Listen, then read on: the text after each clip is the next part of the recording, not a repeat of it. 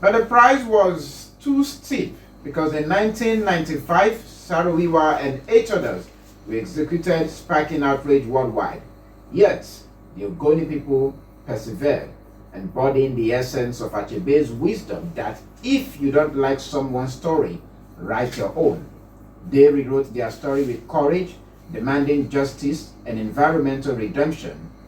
This advice the Ogoni people have stuck head on to as the struggle have continued for 31 years after. Now, joining me this morning on Real Talk to discuss the progress made so far is President for the Movement for the Survival of Ogoni People, Fegalo Nsuke. Welcome to Real Talk, Fegalo Nsuke. It's good to have you here again. Thank you very much. Thank you very much, Adekunle. And thank you. Good morning to the viewers. Interesting. Talking about Sorry, they are also viewing. All our listeners and viewers. Yes. Their mind's eye. Their mind's eye. Nice one, Fegalo Nsuke. Now, Ogoni, 31 years after the struggle, what are the lessons learned? What's the takeaway for you, because the struggle is still continuing? I think the fundamental lesson is that people can rise up and change their destiny and change their future. So basically, the lesson is that the power is in the people, and when the people are determined to rewrite their history, it is possible to do so. That's the lesson from the Ogoni struggle, that oppression can be defeated, poverty can be defeated, repression can be defeated. And we've seen that in the Ogoni struggle. Interesting. Oppression can be defeated, poverty can be defeated. How well has some of these things that you mentioned today, how well have they been able to gain the center stage when you talk about improving the life of a typical Ogoni person or the sons and daughters of Ogoni land? That's where we are at the moment. We've had oil production in Ogoni since 1958, and billions of dollars have been taken away from that land. And we've seen that rather than improve the quality of life of the people have been left extremely poor. And so we can say that the struggle has rejuvenated the consciousness of the people to understand that this wealth that is being taken out of Ogoni is something that can actually be translated into wealth for the Ogoni people. In other words, this wealth is also supposed to reflect in the lives of the people. And so I would say the struggle gives us an opportunity to rewrite the history. The struggle gives us an opportunity to move away from poverty and go into a discussion that brings mutual benefit. So the government benefits, the investors, the oil companies benefit, and the people also benefit. That is the crux of this matter. And I think that this struggle has given us an opportunity to get into that conversation. So far, so good. One of those things that seems to be on the front burner is the cleaning up of Ogoni land. And it's even tempting to say that the cleaning might never end because the oil is still there, the exploration is still going on, remedial measures are still being provided. Fegalo Nsuke, for you, how well has MOSOP been proactive and on the front line of making sure that the Ogoni people have a land they can call on their own while this exploration still goes on? I'm aware that as we speak, it doesn't seem like much of that is happening in terms of exploring oil in that land. Well, right from when I was publicity secretary of MOSOP, I made this assertion that the Ogoni cleanup is a scam. And very many persons criticized that position at the time. But you see, if you look at what went on, let's go to the report, the UNEP reports. It said that there should be some foundational structures to support the cleanup process. The Center of Excellence was supposed to be a training center for those who will be involved.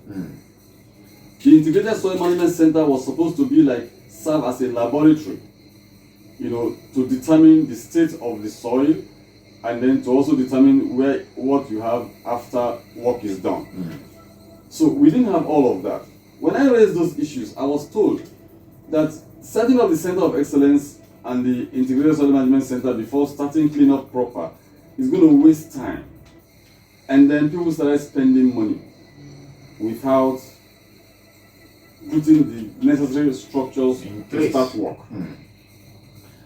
The problem that MOSOP has with this whole thing called cleanup right now is that we are dealing with pollution, surface and underground pollution. And we are saying that you cannot clean surface pollution, neglect underground pollution, and think that you've done something. That is one. Because there is a thick layer of oil sitting on the water the Ogoni people are drinking. And so, how do you now convince me that you're doing a cleanup? Now, the second aspect is that they call it a remediation, which is what it is supposed to be. And the question is, how do you do remediation without compensating those who suffered losses? Now you tell me you send people to school, you tell me you're training people overseas for one thing or the other. How does that address the losses that people suffered in the villages? But doesn't it contribute to the development of the people to some extent? It is the responsibility of government to develop the people. It is the responsibility of government to provide quality education. That does not address the issue of, livelihood destruction that took place in Ogoni. What we are saying is that, Ogoni is an environment that relies on subsistence farming. So when you destroy an area, you're actually killing people. You're denying families source of food. So you are supposed to compensate the people for their losses. It is not about, it's not like you pour refuse in somebody's home into his house, and then he's brought to question. So you now say, okay, I'm going to move out the refuse. You now move out the refuse, but your refuse probably destroyed his furniture, it destroyed his food, it destroyed his clothes. So who pays for that? That's the scene we have here. They have destroyed the environment through pollution. And they destroyed people's farms. They destroyed people's fishing settlements, their fishing ponds and all of that. They lost the things they lived on. Who is supposed to pay for that?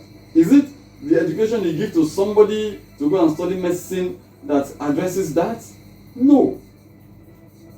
And so they shouldn't deceive us to tell us, oh, the livelihood program is sending people to go and study in the university, sending people to go and do doctorate degrees and master's degree programs somewhere. That's not what Ogoni Club is supposed to address. We didn't say you should give us scholarship. We said you should remediate. And remediation means you have to pay compensation for losses. That's what remediation means. It means you have to clean the place and compensate those who lost their sources of livelihood. Not taking over the responsibility of the Ministry of Education. Interesting. A lot of things have emerged from the Ogoni struggle. You want to look at the Ogoni Bill of Rights. You want to look at the United Nations Environmental Program of 2011 and so much and so forth. And if you do a quick search as we speak, Ogoni has been put on the globe, on the map for, I could almost say the wrong reasons. Now, so far so good. Fegalo Nsuke, as early as 7 a.m. this morning, when I made some of the publicity materials about your arrival here, some persons were still contesting to say, Mr. Ade, you know what? That's not our president. That's not this. That's not that. Why is he coming to talk for the Ogoni people? I'd ask you again, how long will the sons and daughters of Ogoni, who acclaim themselves to be true, stick with the idea of struggling over leadership rather than fighting the, so to speak, beast that is facing them or staring them in the eyes, talking about the underdevelopment, the degradation of land in that community? How long will this narrative continue? Let me tell you something. The reason why you see splinter groups in Ogoni today is because people have left the critical, the fundamental focus, essence of MOSOP, and they have started chasing money. Just all about money. Clean up money, money in NDDC, money here, money there. They've started chasing personal goals. That is the fundamental reason why you see all of this noise. When they tell me, let them tell me, I mean, I won the presidency election on the 19th of December 2018. After that election was conducted, I think on the 4th of January 2019, I addressed the Ogoni General Assembly, January 4th. About 8 days later, former President MOSOP Pierre made a press statement. And people were not courageous to tell him that, Pierre, you must stick to the rules. The Constitution says you can't do more than 2 terms. What they did is because they felt that I was too critical of the cleanup, I was too critical of what they were doing that was wrong. They were not just comfortable with Fegalo Nsuke because I was critical of what was going wrong. Now, about a year later, one chief, in short, I think there were about 4 chiefs,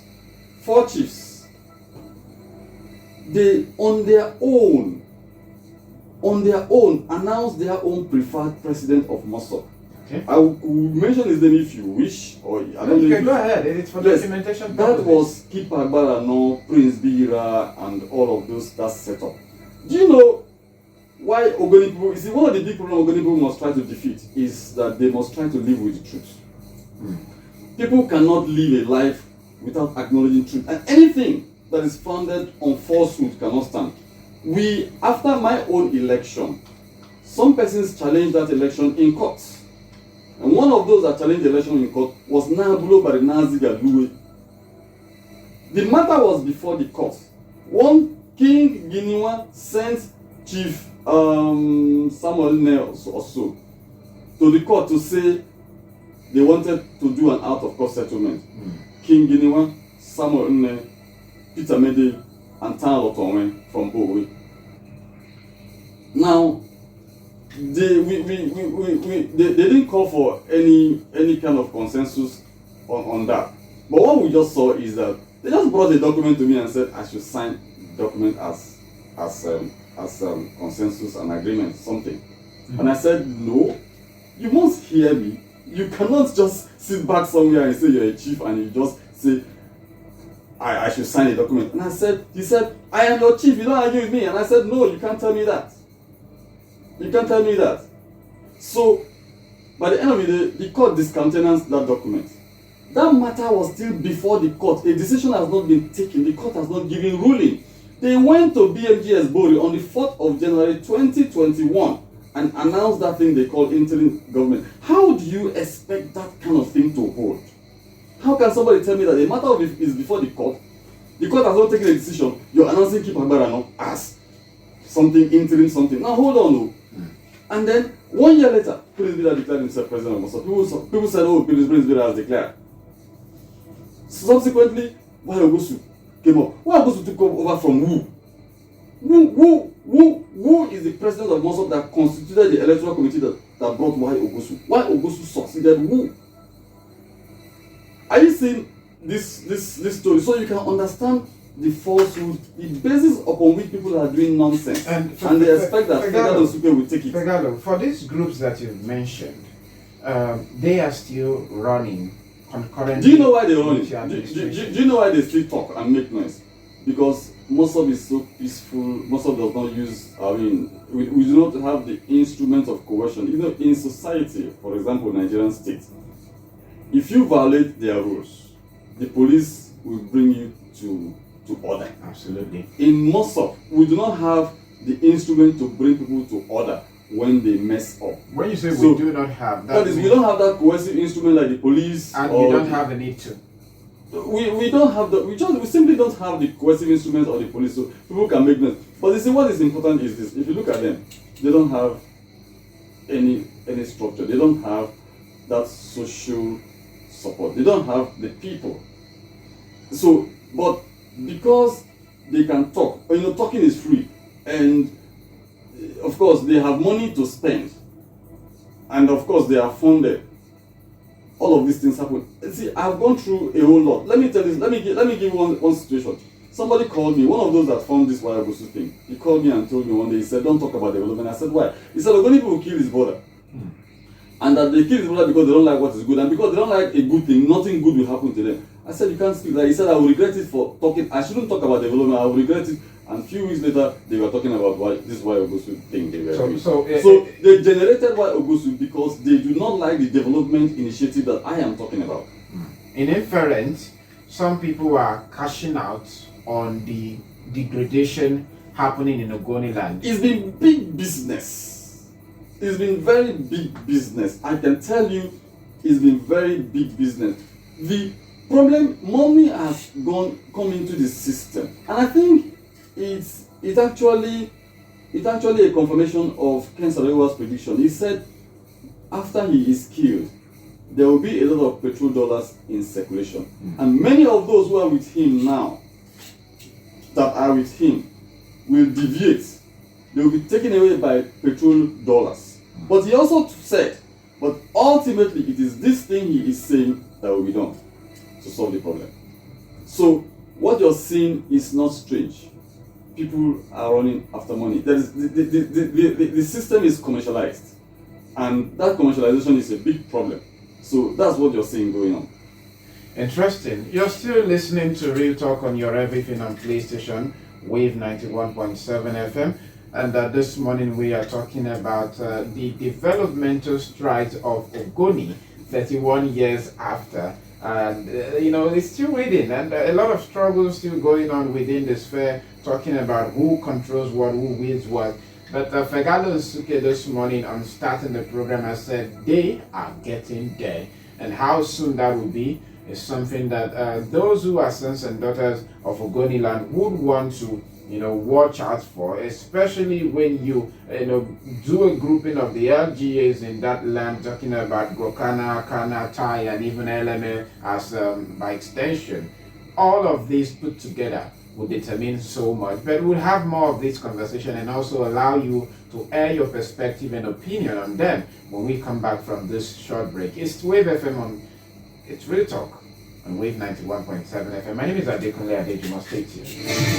Still your everything on PlayStation Wave 91.7 FM. Real Talk this morning, and we are talking Ogoni 31 years after, as the struggle still continues.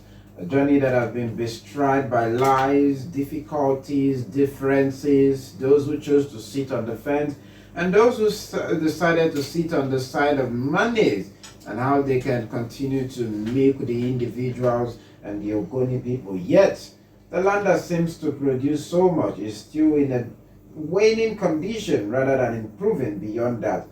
These are some of the concerns that have given birth to those who say that they want to carry on the conscience of the Ogoni people and bring it to the forefront to make sure that they highlight critical issues and bring development to Ogoni land. And this morning, still in the studio, we have the president of the Movement for the Survival of Ogoni People, Fegalo Nsuke. He is in the studio with me still this morning. Good morning once again, Fegalo Nsuke. Thank you. Interesting. Now, before we had gone on that break, you were listing and giving situation reports regarding how different groups had enacted their own leaders in the name of the selfish interest that they have to pilot the Ogoni people's affair. But let me ask you, under your administration, within the extent and purview of responsibility that you've been given, how well has Ogoni people fared? If we open the phone lines this morning and get to ask that as the only question in the studio, what assessment do you think the people would give to you? Have you fared well on your scorecard? What Ogoni needs now is the solution to the problem. See, let's not make any mistakes about it. Yes, MOSOP has the mandate of representation. MOSOP has the mandate to speak about the injustices that have been done to Ogoni. But most important is that Ogoni should not remain the way it is. Ogoni should not remain a people that are being exploited daily. You launched a struggle. You had a purpose. Your anger was that there was poverty, there was underdevelopment, and all of that. There were deprivations. So your goal is to address these deprivations. That is the mandate that was given to MOSOP. But we are 31 years into it. And what we are seeing is everybody in Ogoni talks about cleanup. You go anywhere, you hear clean up. And you say it's cosmetic. What? No. Besides, what I'm saying is that the cleanup is the cash cow. So everybody is just interested in money. But what about the goal? Some persons will still be talking about they still tell me things like, the things that Ken Saluwa was talking about, they are still there with us. Some people will tell me that the only thing I should focus on is exoneration for Ken Saluwa. Oh, you get directive on what you should pay attention to. That's what they tell me. And that is the issue I have with them. And that is why you see they generate all these splinter groups. And I tell them that, look, the man is dead. He died fighting for the good of everybody. Are we going to abandon the vision? Are we going to abandon that goal and just go after exonerate Ken Saluwa?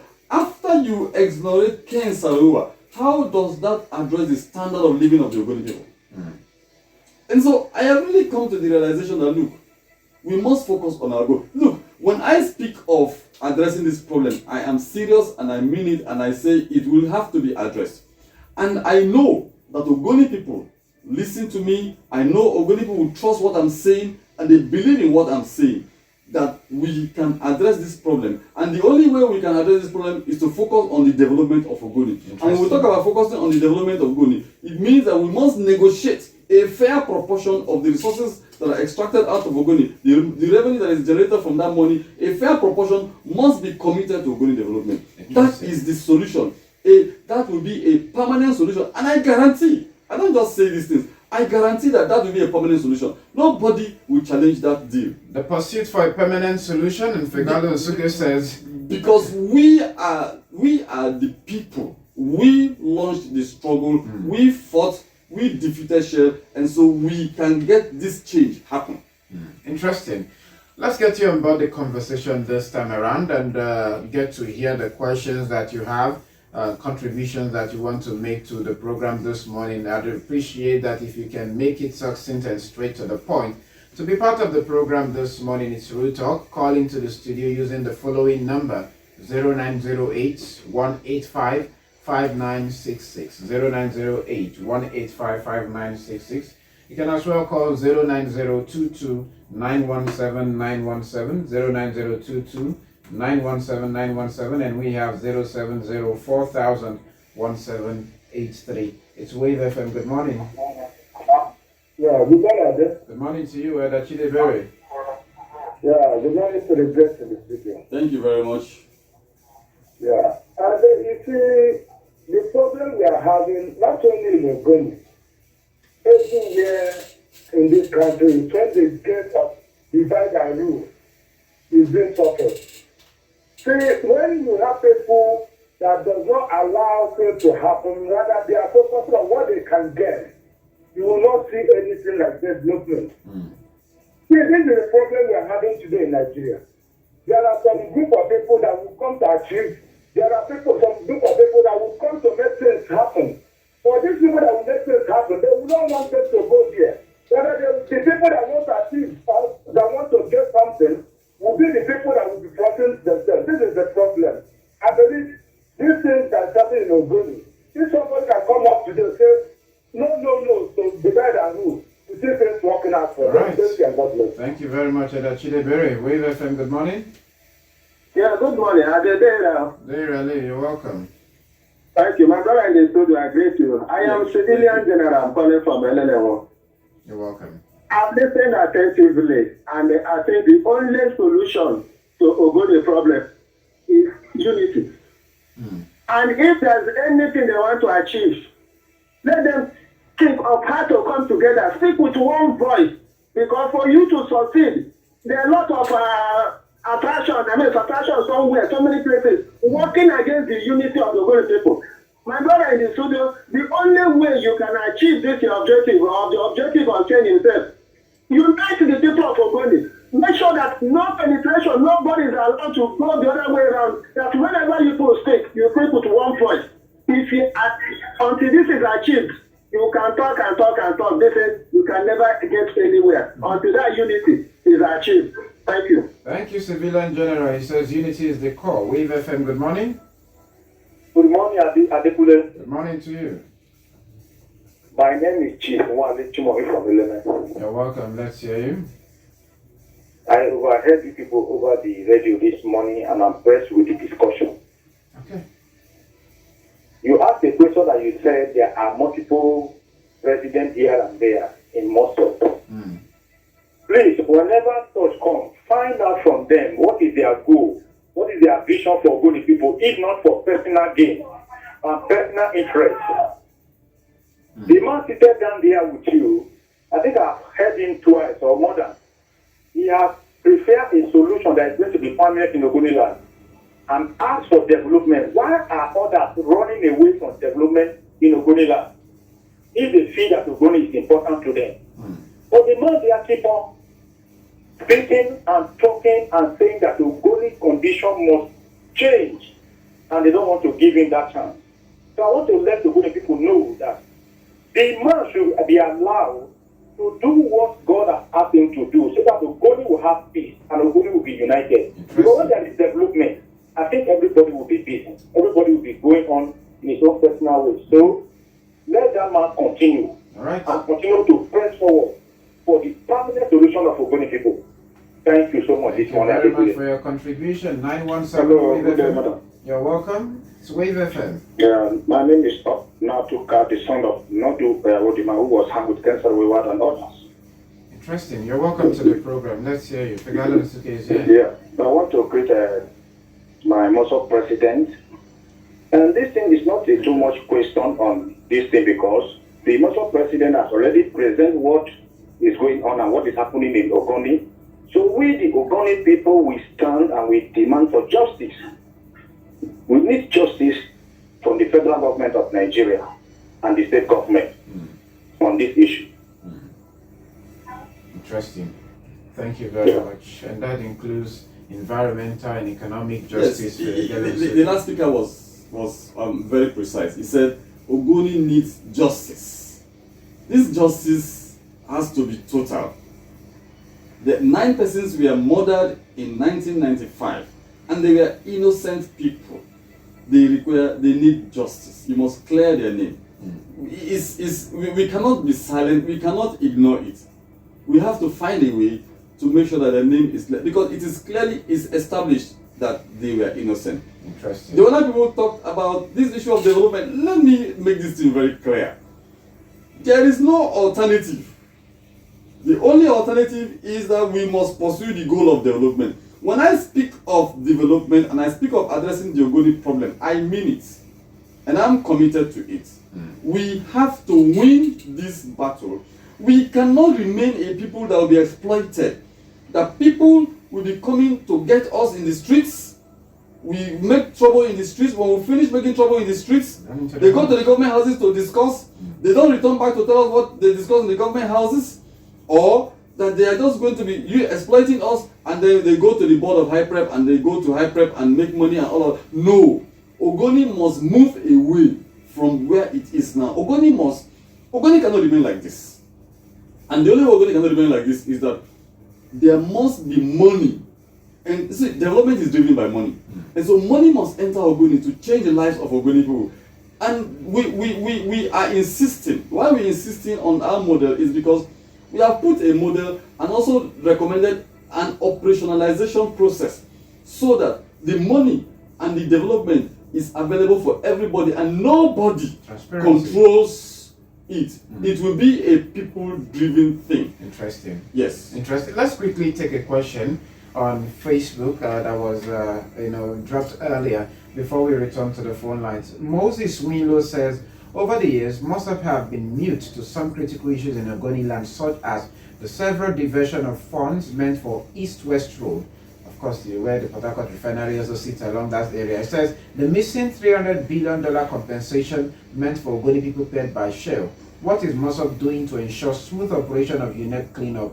Do MOSOP have any monitoring team to monitor the development progress of the cleanup? If yes, what are those teams? And when last did they make a publication of update to their constituency? The leadership battle in MOSOP, is it for the good of the Ogoni people or is it for the interest of selected few? Can I respond to that? Please go on. Now, he talked about the East-West Road. I think that we've done enough. We've done well to get the East-West Road issue addressed. And I know that it's not just MOSOP that have been talking about it. We've talked about it. There are several other civil society organizations and individuals who have spoken about the condition of the East-West Road. I think the government needs to be pragmatic about this East-West Road issue to address it permanently. We cannot have a situation where a problem becomes endless. Now, on the $300 million compensation that was paid to Rivers State government, I have made this point very clear. There was a court issue, and then the parties decided to settle out of court. And so, if compensation is paid, the compensation is paid to the parties. And Ogoni was not a party. The Rivers State government was a party. So the money was paid to the Rivers State government. Now, if the money is missing, we should ask the governor of Rivers State to give account. The governor of Rivers State is the person that should tell us what happened. Was there this money, $300 million that was paid to Rivers State government? What happened to it? It's the responsibility of the governor to speak. If the governor is not speaking, then as citizens, we also have a right under the Freedom of Information Act to go to court and demand that the government speaks on this. So we cannot just sit back and accuse individuals. I don't like that idea, because I know that when compensation is paid from the court process, it's paid to the parties, not to the public. Okay, let's take this call. Wave FM, good morning, you're welcome. Please step away from your radio set. Okay, hello. Good morning. Good morning. Good morning. Name and where you calling from? I'm Mr. Charles calling from Illinois. You're welcome, Charles. Let's hear you. Yes, I'm the president on the partner of this program. I'm also in Shelton. And I pray may God give that man long life. Thank you. You see, everything is done about this cleanup, well observed. Today, in where I come from, coming from the Illinois, the high price I think they are giving water to people. I think the water did not go right. It's a few selected areas because they use the youth to monitor their care. No more soft man that was the president of what they are doing. And they neglect the most of. So this struggle that this man is fighting for, at least, the government should give the support to this man. Because the man has come to lead us well. Thank you very much. Thank you for your thoughts. 917 Wave FM, good morning. You're live on radio. Let's hear you. Good morning, Ade. Good morning to you. Yeah. Hey, there you are. There you are, Oyagi. Ade, thank you very much for bringing this to our notice. My leader, thank you very much. My name is Commander Menede Baton, the Vice Chairman of Ogoni Community Bayelsa State Chapter. My leader, last time you came to Nyenekwa to see us, you told us something and you promised us something. And also, we are also expecting an invitation from you for the November 4th, January 4th, Ogoni Celebration Day, coming in January 4th. We are expecting that letter from you. Then let me contribute for what is happening in Ogoni. Sir, last time I checked, the company that sent to my community, Bingere, that they are doing 10 up, you now many of which is out of rest. It confirmed that the company that was signed to Bingere and Bingere, only Bingere alone was 20 companies. Then the day it came to my community, what he saw there was only 7 companies. Where is 13 companies? Is in our leaders' pocket. So we are supporting you. Is anything that you can do to make sure we restore the Ogoni resources, we will restore the Ogoni lost glory. Please, sir, the spirit of Ogoni is with you. The spirit of Ogoni is with you and protecting you. Thank you, sir. God bless you. Sir. Thank you, Mene. Well, let's do one more call. Good morning, to you. Hello. Yes, good morning. You're live on radio.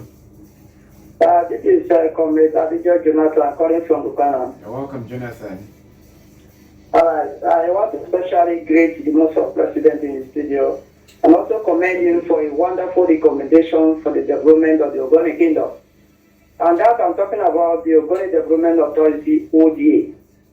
The president has been steadfast in fighting for the development of the Ogoni people. Despite distraction, his focus is always on the development of the Ogoni community. And I want to charge him to do more. I want to assure him that I will be at the Congress on Saturday at MOSOP Secretariat Board.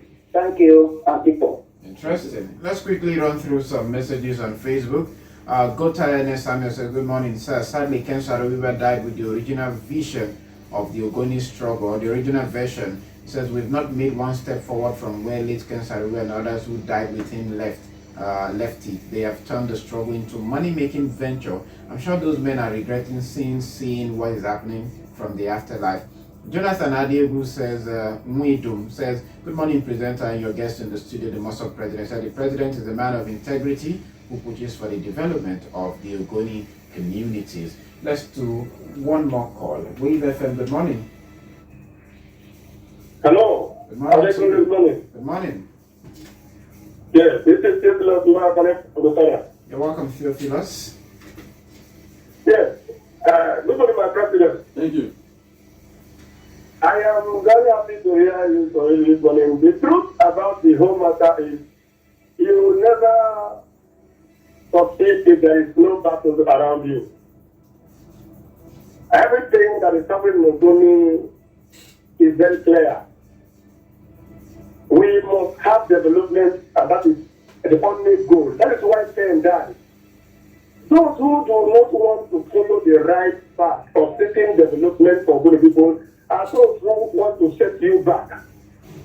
That is why you see all these intergroups. But the truth is, continue. Nigeria also knows that this case should be settled. Until Nigeria also listens to you, understand that you are profiling a solution to this problem, their own path cannot be clear. Now, Please go on, very quickly. do you know that out of all these splinter presidents, none of them have a good attack? They are only after their own personal gain. So Fegalo Nsuke is the only MOSOP president that can get the money to development, and we support him. God will support him. We, the youth of Ogoni, will support him. Interesting. Thank you very much for your thoughts. So we are behind him.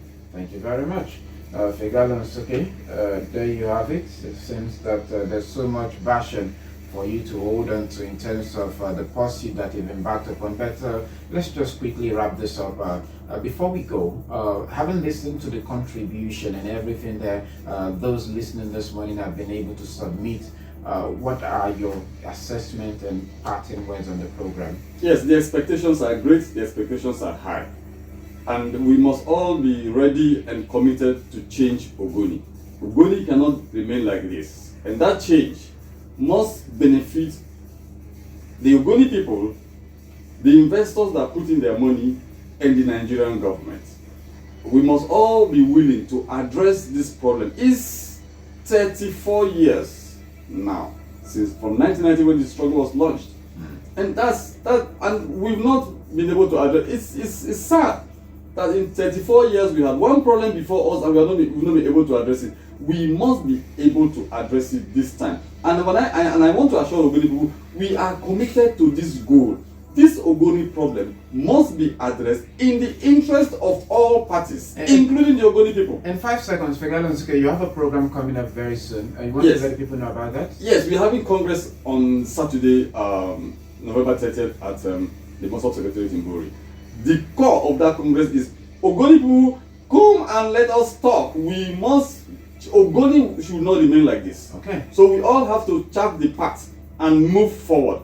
And of course, let me tell you one beautiful thing.